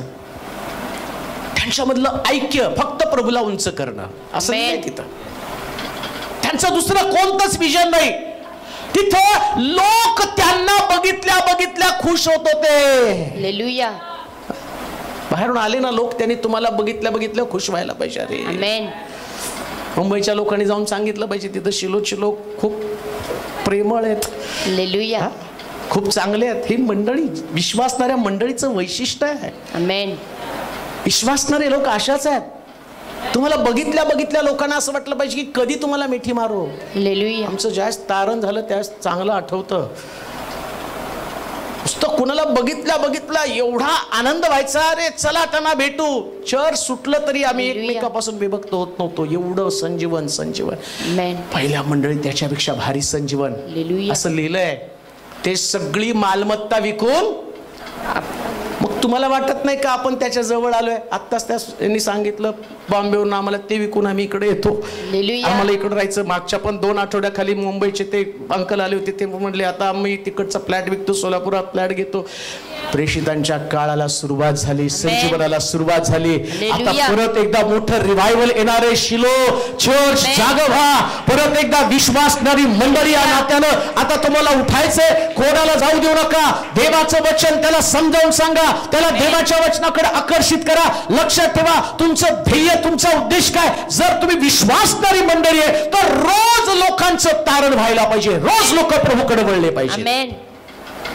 पुन्हा मी तुम्हाला सांगतो, तुमचं कामकाज जे आहे ना, तुम्ही जॉब करता तो तुमचा पार्ट टाइम जॉब आहे. आणि तुमचं फुल टाइम काम काय माहितीये का? देवाचं वचन गाजवणं, हे तुमचं फुल टाइम काम आहे. हालेलुया. विश्वास धरत ती मंडळी विश्वास धरत होती. पुन्हा वाचू त्या वचनाकडे, प्रेषितांच्या कृत्यामध्ये 16 अध्याय 5 वचन. यावरून मंडळ्या विश्वासात स्थिर झाल्या. मंडळ्या विश्वासामध्ये स्थिर झाल्या व दिवसेंदिवस त्यांची संख्या वाढत चालली. मंडळांची संख्या वाढत चालली. आमेन. नुसती मंडळी नाही वाढली, ब्रांचेस सुद्धा वाढल्या बरं का. आमेन. अंजनगावचं पण वाढायला पाहिजे. आमेन. तुम्ही ज्यावेळेस विश्वासणारी मंडळी या नात्यानं एकमेकाला सपोर्ट कराल, त्यांना म्हणाल चला आपण पण एकत्र येऊ, तिथं गावामध्ये प्रसार करू, प्रचार करू. येणाऱ्या दिवसामध्ये माझी इच्छा आहे सोलापुरातल्या प्रत्येक गावामध्ये तुम्ही पोहोचावं, जिथं ख्रिस्त लोकांना समजावा आणि त्यांना जिवंत दे. नुसतं जायचं नाही, तुम्ही ज्या जाल ना तिथं चिन्ह चमत्कार घडतील. आमेन. लोकांची परिस्थिती बदलेल, काहींना नोकऱ्या मिळतील, काहींचं शेतामध्ये देव आशीर्वादित करणारे, कुटुंबाला आशीर्वादित करणारे, लेकरं देणार आहेत, लग्नाचे प्रश्न सुटणार आहेत, सगळ्या गोष्टी घडणार आहेत. का? हे घडवणारा तुमचा देव आहे आणि हा तुमचा विश्वास आहे. आमेन. मंडळी नुसती बसण्यासाठी नाही. हालेलुया. मंडळी चर्च नुसतं आराधना करण्याचं ठिकाण नाही. हालेलुया. चर्च म्हणजे नुसतं वाजवणं नाही. तुम्हाला माहिती का, अहो स्टेफन वाढप्याचं काम करत होता, पण असं शुभवर्तमान त्यानं सांगितलं, दगड मारत असताना तिथं असं लिहिलंय, इकडं शौलाचं रूपांतर पौलामध्ये झालं. वाढपी या वाढप्यामध्ये एवढी ताकद. हे विश्वासणाऱ्या मंडळीचं घटक आहे प्रिया. आमेन. हा विश्वासणारा अशा पद्धतीचा असतो. साधं काम करणार असेल, कदाचित तुम्हाला चर्चमध्ये कोणी ओळखत पण नसेल. लक्षात ठेवा, चर्चमध्ये तुमची ही ओळख असता कामा नये. बरेच लोकांना असं वाटतं पुलपीट ही आमची ओळख नाही. हो, हे सगळं झूट आहे, इथूनच माणूस पडतं. पण खरी ओळख कुठं असते माहितीये का? बाहेर जाताना. आमेन. स्तेफन वाढप्याचं काम करत होता, पण ज्या दिवशी तो मेला ना, मेल्यावर त्याचं खरं स्वरूप लोकांना कळलं. काय स्वरूप होतं तिथं लिहिलंय, स्टेटमेंट केलंय. स्तेफनाला दगड मार होत असताना त्याच्या वस्त्राच्या बाजूला शौल होता आणि तो मरता मरता शौलानं पाहिलं, ख्रिस्तासाठी मरणारा व्यक्ती काहीतरी वेगळं आहे. शेवटी याचं मरण वाया जाऊ दिलं नाही आणि बायबल सांगतं, हा मरताना या शौलाला बरोबर देवानं वाटेत दर्शन दिलं. एक स्तेफन मेला, परंतु शौलानं कितीतरी मंडळांची स्थापना केली, मोठ्या प्रमाणामध्ये शुभवर्तमान घडलं. खरी मंडळी, खरं विश्वासणारं चर्च कोणतं? ज्या चर्च मध्ये वाढप्यापासून सगळे लोक देवाचं वचन सांगत असतात. स्टेज नाहीच. हालेलुया. स्टेज नकोच. आमेन म्हणाल का? हालेलुया. हे सगळ्यात भारी आहे. हे घेऊन जायचं. आमेन. हे घेऊन जर गेला ना, असं लोकांचं तारण होईल. लोक इथं स्ट्रगल नाही, इथं ओझ आहे. काय ओझ? जायचं देवाचं वचन सांगायचं. हालेलुया. आणि येणाऱ्या दिवसात तर मी तुम्हाला सांगतो, तुम्हाला महाराष्ट्रातनं लोक बोलवतील, या म्हणतील. हे विजन आहे माझं. घरी जाऊन वाचा यशाचा ग्रंथ 54 अध्याय, जे 98 सालामध्ये देवाने मला वचन दिलं होतं, ते वाचा घरी जाऊन. त्या वचनामध्ये लिहिलंय परमेश्वर काय तुमच्या बाबतीत करणार आहे, हे सगळं करणार आहे. पण एक गोष्ट ध्यानात ठेवा, हे करताना एक विश्वासणारं म्हणून मला जगायचंय. मंडळी, विश्वासणारी मंडळी म्हणून जगायचंय. विश्वासणारी मंडळी, मी तर म्हणतो, आता जाता जाता जर रिक्षात बसला तर त्याला सांगा चर्चकडे यायला. हालेलुया. तुम्ही जिथं काम करता त्यांना सांगा, या या या या येऊ द्या लोक चर्चकडे, भरू द्या. मंडळी भरली पाहिजे, त्याला विश्वासणारी मंडळी म्हटलेली आहे. तुमच्या चर्च मधली वर्शिप किती भारी, त्याला काही किंमत नाही. लक्षात ठेवा. किती भारी गाता, किती छान गाता, किती छान वाजवता, नाही नाही नाही नाही नाही. विश्वासणारी मंडळी ते लोकांचं तारण करण्यासाठी उत्सुक असते, बाहेर जाण्यासाठी उत्सुक असते. म्हणून आम्ही पाहिलं, विश्वास धरणाऱ्यांबरोबरही चिन्ह असतील. आणखीन एक चिन्ह आहे, परत कधीतरी सांगेल. पण एक गोष्ट ध्यानात ठेवा, जर तुमच्यामध्ये विश्वास आहे तर चिन्ह दिसलंच पाहिजे. आमेन. चला आपल्या जागेवरती आपण उभं राहूया, आपले डोळे आपण बंद करू, आपल्या मान आपण झुकूया, आपली मस्तक आपण लावूया. देवाचं वचन आपल्याकडे आलेलं आहे. आज मला स्वतःची तपासणी करायची, मी खरंच विश्वासणारा आहे का? सगळ्यांनी आपले डोळे बंद करा. जाताना मला बदलून जायचंय, पहिल्यासारखं नाही राहायचंय.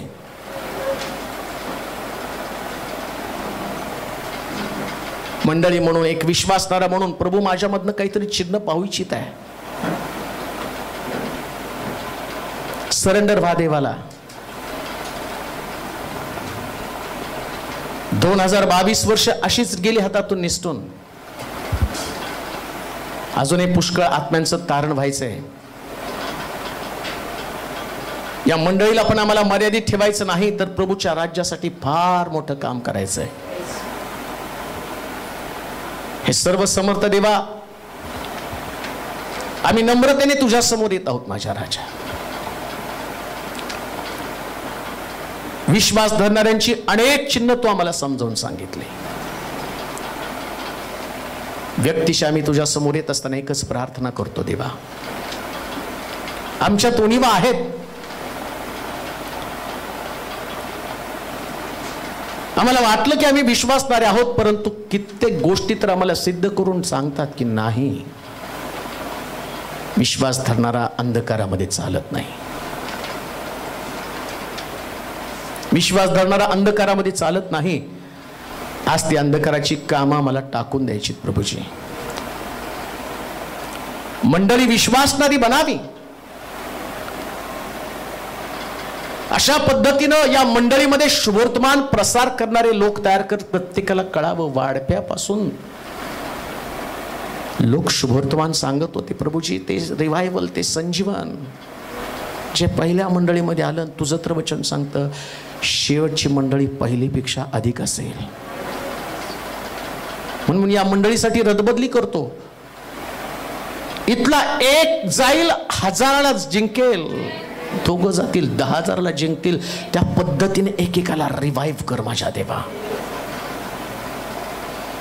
आणि त्याला सोलापूर पुरतं मर्यादित ठेवू नकोस, जगाच्या कानाकोपऱ्यात घेऊन जा प्रभूजी. कारण ते तू आम्हाला दिलेलं विशेष प्रकारचं अभिवचन आहे. जे लोक आज वेगवेगळ्या शहरातनं या ठिकाणामध्ये आलेले आहेत, परंतु जाताना त्यांच्या बरोबर तो विश्वास असू दे जो विश्वास त्यांना बदलून टाकणार आहे. त्यांच्या घराला, त्यांच्या कुटुंबाला, त्यांच्या परिस्थितीला बदलणार आहे. कदाचित त्यांची आर्थिक स्थिती असेल, कदाचित शेतातली स्थिती, बिझनेस मधली स्थिती, याच्यानं ते खालावून या ठिकाणामध्ये आलेले असतील. पण जाताना मात्र त्यांना पुन्हा एकदा अशा मंडळीचा तू भाग बनवलं की ज्या मंडळीमध्ये तुझा आत्मा काम करत आहे प्रभूजी. तुझे लोक एका दिलाचे, एका चित्ताचे होऊन त्यांच्यासाठी प्रार्थना करत आहे. तुला धन्यवाद देतो, तुझी स्तुती करतो. पुन्हा ज्यावेळेस शब्दातवारी रविवारी तुझे लोक तुझ्या मंदिरात येतील, त्यास त्यांच्याकडं नवीन आत्मे असू दे, नवीन आत्मे असू दे. तारण पावलेले लोक रोज रोज रोज प्रति दिवशी नवीन मिळू दे प्रभूजी. एक पण सोलापुरातलं गाव असं असू दे नको जिथं आम्ही पोहोचलो नाही. त्यासाठी सगळ्यांना ओझ दे प्रभूजी. त्यांचा विश्वास त्यांना तपासण्यासाठी भाग पाड. पुन्हा एकदा आम्ही सर्वजण तुझ्या पवित्र हातामध्ये पडत आहोत प्रभू. तू आमचं सहाय्य कर. शुक्रवारची प्रार्थना आशीर्वादित कर. त्याही ठिकाणामध्ये पुष्कळ लोकांना स्पर्श कर. आज तुझं वचन ऐकलं, विश्वास धरणाऱ्यांच्या हातामध्ये सामर्थ्य आहे आणि ते सामर्थ्य आताही प्रार्थनेसाठी पुढे येतील. त्यांना त्यावेळेस ते सामर्थ्य जाणवू दे प्रभूजी. कारण आम्ही साधारण लोक नाही, तर तू अद्वितीय काम करून घेणारा देव आहेस. पुन्हा एकदा तुला गौरव महिमा देत तुझी स्तुती करत येशूच्या नावात ही प्रार्थना विनवणी केली म्हणून तो ऐक. आमेन. आता देवबापाची प्रीती, प्रभू येशू ख्रिस्ताची कृपा, पवित्र आत्म्याची सहभागिता तुम्हा सर्वांबरोबर आता आणि सदा सर्व काळ असो. आमेन. आमेन.